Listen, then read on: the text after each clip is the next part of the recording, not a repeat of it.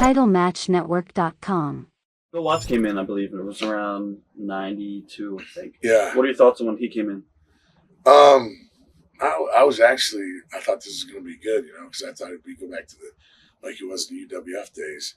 But he got a little carried away, and I got injured. And I can't remember what it was. I think Your it chest, was my chest 92? or bicep, yeah. And then I heard my brother end up cornering him in the locker room and going to beat the hell out of him, and Bill's going to pull a gun and all that stuff. So then, what happened with that? My brother just got so pissed that he was pushing his kid Eric. Right. And my brother's not one to hold anything back. He don't care. So he cornered him in the locker room with everybody there and said, "You're a piece of shit, and you're pushing your son. This company's, blah, blah, blah, and you're in charge, and blah." I mean, he just just screamed screamed at him. And supposedly Watts said he had a pistol in his shoe, and he was going to pull it on my brother.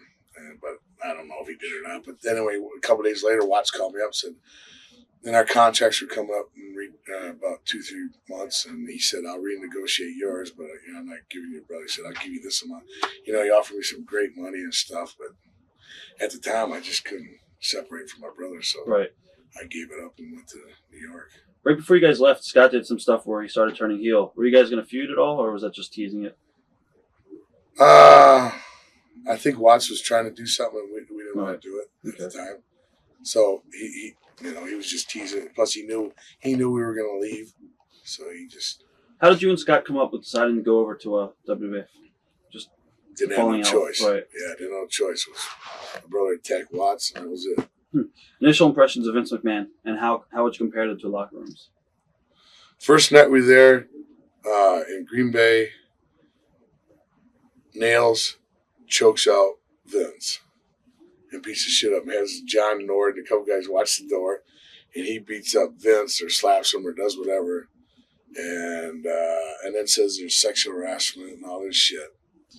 My first initial impressions, I thought, okay, he's a businessman. He seems sincere. Sounds like he wants to do good. Everything sounds good. But then you work for him for a little bit, and he's just just like he is on TV. He's just a liar, and it's his money, his company. I guess he pretty much do what he wants. But I just wish he'd have a little bit more respect for the guys and treat them a little bit better than what he does. What do you do with you and your brother? As far well, when we were there, it was a time when he was black guy was sucking toes, and I had all this problem with the transporting underage kids across the state lines, and then the steroid thing about they were coming down on him with all that, and then he bought Ica Pro, and that was doing shitty, and he brought in some, I can't remember the guy's name, some guy that was doing the testing. He was on the what? Doing the testing. Olympics. So he tested Olympic athletes. His name was Dio.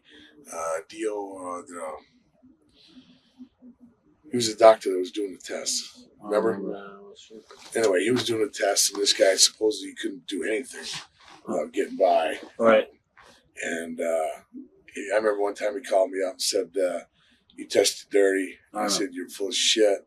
And I went down that day and did the same test with Smith, Klein, and Beecher, and sent him the test up. And his wife called me and said, "I hope we're not going to have a problem now." I said, "No, I know I didn't test dirty, and and I can't afford to sit home for 3 months or whatever the thing was." And he goes, "Well, I'll send you your SummerSlam check and all this." And I said, "No, I can't do it." I said, "Either that going to work or I'm not." So then, like a week later, he put me back to work, and he promised, we signed an initial deal, which wasn't bad. And then he said, "Well, you're going to be able to do this and make this and, do this merchandising, and we're going to do all this stuff with you." Right.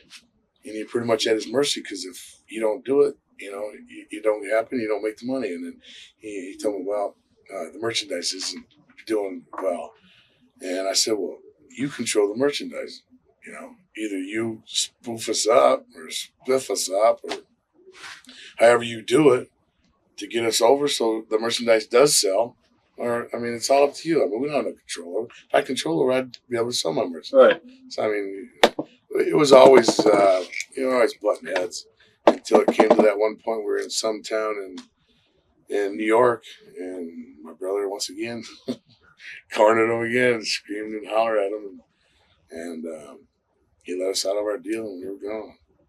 Were you guys told to soften your style down when you first got up there? He didn't want us hurting anybody. Right. That's what he told us. He said, I respect you guys' style and everything, but guys aren't going to want to work with you, and I need you to I just don't want you hurting anybody. So. Was it different seeing Ric Flair in the locker room as a small fish in a big pond this time in the WWF? Yeah. You kind of laugh, right. About, deep down you just kind of laugh. And my brother, my brother loved it because my brother hates it, just despises the guy. So he really ate it up. But yeah, there's a handful of guys that I have that, you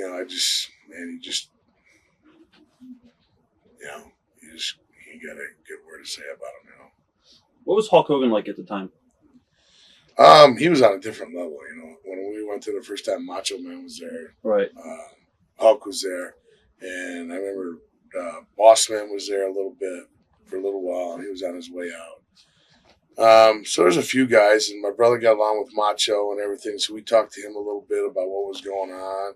And I remember one time we talked to Hogan about what was going on, and he kind of gave us, the scoop. Right. He was pretty upfront, I don't know Hulk. I know of him, and I can say hi to him. I've been to his house. I've been on his boat. I've done a few things with him, but I don't really know the guy that well. Whether tell what his character is, whether he's right or wrong, or tell me the truth or not. So I don't know. Did things change up there when Hogan quit and Bret took the ball?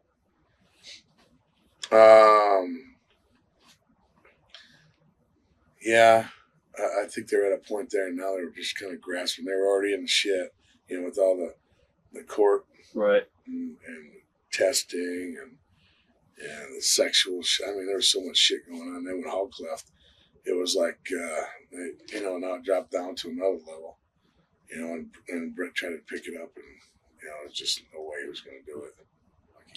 How did you guys get along with Pat Patterson? Yeah, I never had a problem with him. I knew he's a. I never, he never really pushed it. And I knew he was a booker, so he had to get along. So right. I kind of played the game. What actually led you guys leaving? I think it was, a combination of Vince promising us everything and not coming through with anything, and not making the money that he said we were going to make. And just the matches and having working with Quebecers and, just Ike Pro. And he was going through so much shit during that. And he wasn't focused on wrestling. It was just one of the miserablest time of my life was being up there working for him. I don't have anything good up other than travel around with Owen Hart, Right. That was a blast. But other than that, it's just. Did he try to screw you guys on the way out? No, he actually. That's the only one thing he did. He said he would give us our release, and we had it, and he gave it to us, and we were gone. I think we were one of the first ones to. We told him, well, if you're not going to pay us, let's go to Japan and make up some of this money. We knew what we were going to do all along. Right. And so he did. He let us do it. He signed that, and then he never let anybody else do that from then on. But and I guess that's one of the good things. He didn't let us go. It's not a problem. TitleMatchNetwork.com